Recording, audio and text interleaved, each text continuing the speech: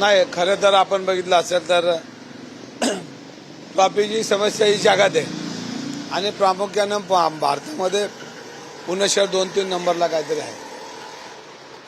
आज ट्रॉफिकची समस्या एवढी प्रचंड की नागरिकांना रस्त्याने चालणं बी अवघड होतंय आणि आपण कमी कशात पडतो ह्याची जरा शासनाने आणि पोलिसांनी त्याची चौकशी म्हणजे त्याची अहवाल तयार केला पाहिजे की जेणेकरून आपण जर पोलीस नो एंट्रीच्या शेवटच्या टोकाला थांबत असेल तर तो पुढे थांबला पाहिजे आणि काही यंत्रणा कमी पडत असेल तर ती ॲडिशनल यंत्रणा आपण घेतली पाहिजे आणि त्याच्यामध्ये रोडवर लावणारी वाहनं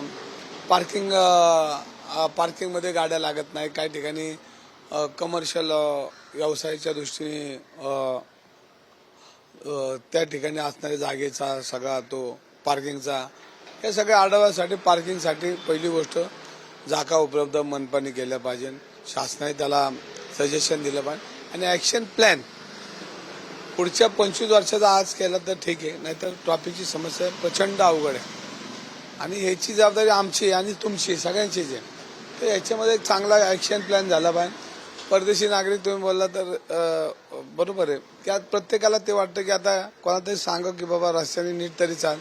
कमीत कमी आपल्याकडे तर शिस्तीचा भाग नाही बोलणार तर आपण कुठं कमी पडतोय ह्याच्यावर लक्ष दिलं पाहिजे. लोकांमध्ये प्रबोधन केलं पाहिजे, जनतेमध्ये प्रबोधन केलं पाहिजे आणि पोलीस खाक्यात आपण नुसतेच पावत्या पाडतोय आणि ॲक्शन करतोय तो न करता त्याच्यात प्रबोधन झालं पाहिजे जेणेकरून नागरिकांना त्याचे त्यांच्यावर आपली जबाबदारी आपलं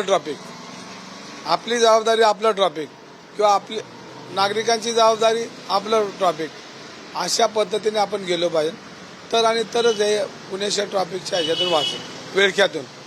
म्हणून आपलं पुणे आपली ट्रॉफिक आपली जबाबदारी आपला ट्रॉफिक असं काहीतरी तो वाक्य करून आपलं ट्रॉफिक आपलं पुणे ही प्रत्येकाची जबाबदारी असली पाहिजे माझ्यासहित सगळ्यांची.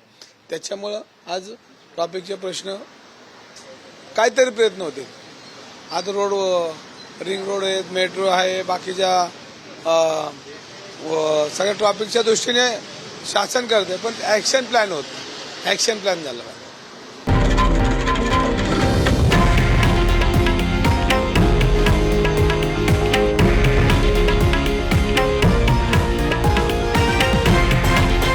हे आहे देशातील नंबर 1 न्यूज नेटवर्क आणि आपण पाहत आहात TV9 मराठी, एकमेव.